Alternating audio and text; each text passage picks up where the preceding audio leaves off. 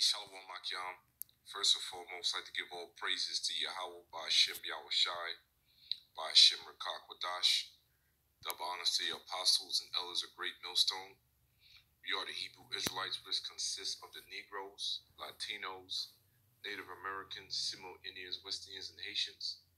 According to the Holy Scriptures, we're God chosen people. Shalom to all the brothers which push this knowledge and sincerity and truth. Shalom to all the confusion of faces. Shalom to the few sisters that follows. What you're looking at is a true depiction of the one ignorantly called Jesus Christ, whose real name in the Hebrew is Yahweh Shai. Alright, and the Heavenly Father name is Yahweh, the one ignorantly called God or Jehovah. Alright, coming back at you with another lesson. Today's lesson is going to be some history on the Moabite stone, the Mesha Stele. Pull this out real quick. Yeah, the Moabite stone, the Mesha Stele. Alright. In the name of the Most High. Which is information is written in the scriptures, man. Which Esau, has searched out a diligent search. And pretty much we use this information to let our people know that the Bible is real, the Most High is real, our heritage is real. And this information, this Moabite stone, is written in the Paleo-Hebrew, and it goes into a battle of the so-called Chinese against our ancient forefathers, which was two kings of Israel at that time. I don't want to get it mixed up. I'm going to read as King Jehoram and Jehoshaphat. The northern kingdom and the southern kingdom took down this Moabite king named Mesha. And upon they taking him down, it was a great battle. And at the end of the battle, Israel ended up retreating. But also in this stone, it has the Heavenly Father name. So I'm going to read, a quick excerpt on it. Lord willing is an edifying lesson unto the very elect. This is something tedious. It says the Mesha Stele is known as the Moabite stone, and the Moabites today are the Chinese. It is a stele inscribed stone set up around 840 BCE by King Mesha of Moab, a kingdom located in modern Jordan. Well, the Moabites are not in the modern Jordan today. They're in China. All right. In that time frame, that's where they were located. All right. So I'm gonna show you something real quick. So on the stone, as you can see, that's the stone right there. What you see right here, it says Yah-ha-wah. Okay. And Esau breaks it down for you. That's the Paleo. And up top it has the Tetragrammaton. YHWH. That's how you pronounce the Heavenly Father name, Yah-ha-wah. That's the Most High's name. So we just proven to you, according to different historical facts in the scriptures, that the Heavenly Father and the Son is real. Our heritage is real. And what we saying on these videos and on the streets, it is real. The Most High is coming back to take down this wicked kingdom. All right, He's going to send His Son back to take down this wicked kingdom and to redeem the elect, and we shall rule forever. All right. So I'm gonna get into the actual scriptures to prove this actual event was written on this Moabite stone. There you go. There goes Satan. This internet is moving slow. So this is 2 Kings chapter 3. Start at verse 1. I'm gonna skip around for a little bit. It says, Now Jehoram, the son of Ahab, began to reign over Israel and Samaria. So this is a northern kingdom king. Let's see what tribe he's from. See this, pull it up, probably an Ephraimite.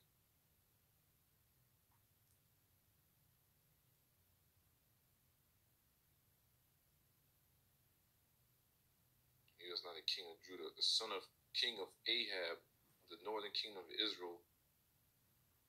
In himself for 12 years. He was murdered by Jehu. It doesn't give what tribe he's from. But, one of the northern kingdom tribes was ruling at this time. This is the time frame when the kingdom split after King Solomon died. The northern kingdom and the southern kingdom. All right? So, pretty much, northern kingdom was controlling the northern part of Israel. The southern kingdom, which consists of Judah, Benjamin, and Levi, control the southern part of Israel. The northern kingdom consists of so-called Latinos, Native Americans, and Seminole Indians. All right. It says, now Jehoram, the son of Ahab, began to reign over Israel and Samaria. 18th year of Jehoshaphat, king of Judah, and reigned 12 years. He wrought evil in the sight of the Lord, Yahweh, but not like his father and like his mother, for he put away the image of Baal that his father had made. Nevertheless, he cleaved unto the sins of Jeroboam, the son of Nebat. So this Jeroboam goes back to when the initial split happened. He set up the golden calf for the northern kingdom to worship. He goes back to the tribe of Ephraim, Ethiopia, so-called Puerto Rican today, which made Israel to sin. He departed not therefrom. And here it is, verse 4. And Mesha, the king of Moab, was a sheep master, and rendered unto the king of Israel 100,000 lambs and 100,000 rams with wool. It came to pass when Ahab was dead that the king of Moab rebelled against the king of Israel, and King Jehoram went out of Samaria the same time and numbered all Israel. He went and sent to Jehoshaphat, the king of Judah, saying, the king of Moab had rebelled against me. Wilt thou go with me against Moab to battle? He said, I will go up. I am as thou art, my people as thy people, and my horses as thy horses. All right? So it's the main point. And Mesha, the king of Moab, sheep master, he rebelled against Israel at the time. And that's what this Moabite stone is telling you. All right? Say, Mesha Stele, known as the Moabite stone, is a Stele, a scribe stone set up around 840 BCE by King Mesha of Moab, a kingdom located in modern Jordan. Well, my bad, pull up the Wikipedia. It says, continue reading. It says, Mesha tells Chemosh, the god of Moab, had been angry with his people and allowed them to be subjugated to Israel. But at length Chemosh returned and assisted Mesha to throw off the yoke of Israel and restore the lands of Moab. Mesha describes his many building projects. Some say it is written in Phoenician alphabet, but others say it is written in the Old Hebrew script, which is the Paleo-Hebrew. Can't really see it here. Click that and yup. Paleo-Hebrew is the Old Hebrew script. So it goes to show you what our apostles and elders are teaching us is correct. This is the Paleo-Hebrew. All right? Okay, so going back to the scriptures. Matter of fact, I'm going to show you the name Yahweh again in the Moabite stone inscripted right there. You know, Esau broke it down. All right? Pretty much in the stone, he's telling the story how they got taken down and how they came back into power at one point. Pretty much they say how they took down the God of the Israelites power, pretty much. So moving on, I'm going to jump down to verse 14 to 27. So pretty much when you read this thing, when they was about to go out to battle, every time the nation of Israel went out to battle, they sought of the Most High through a prophet. And the prophet around that time was Elisha. So verse 14, Elisha said, as the Lord of hosts liveth, before whom I stand surely, were it not that I regard the present of Jehoshaphat, the king of Judah, I would not look toward thee nor see thee. So it pretty much is saying, if it wasn't for Jehoshaphat, I wouldn't even deal with you. Dealing with the northern king Jehoram. because he was committing a lot of sins, and Jehoshaphat was, walking in his forefather King David righteousness. But now bring me a minstrel. And then it came to pass when the minstrel played, that the hand of the Lord came upon him, and said, Thus said the Lord, make this valley full of ditches.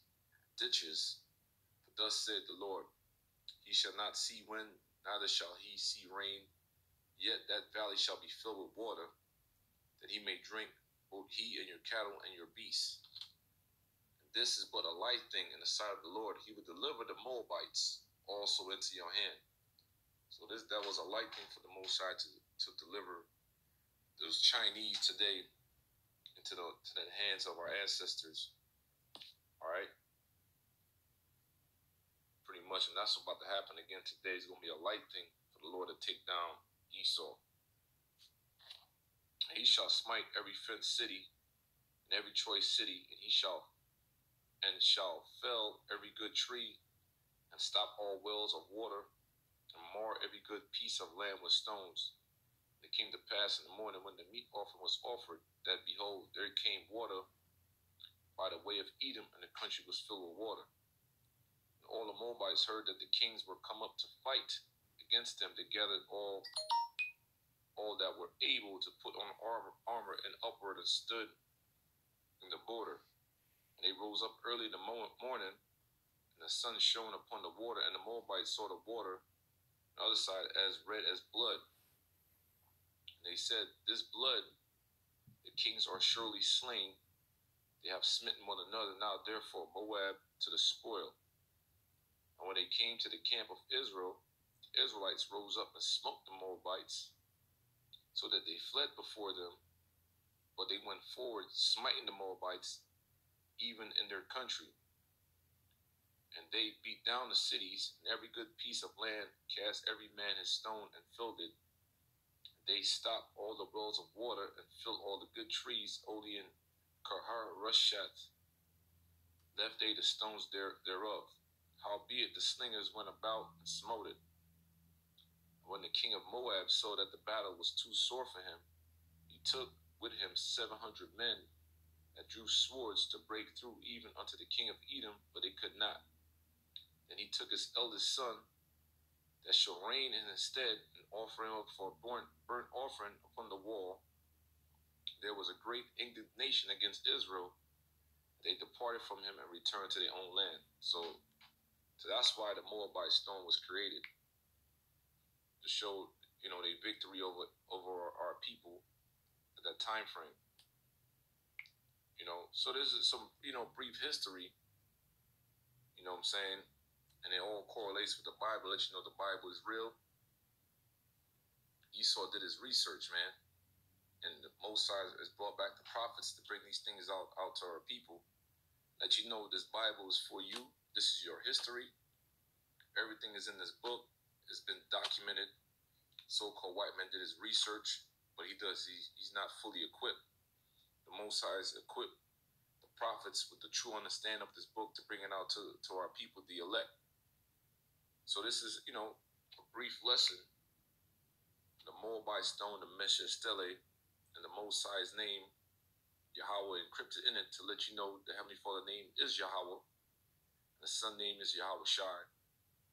And everything we've been telling you from the apostles on down is correct and true through the spirit and power of Yahweh Bashim Yahweh Shai. So Lord willing, it was an edifying lesson. You learned something. Shalom on to the next one. Shalom.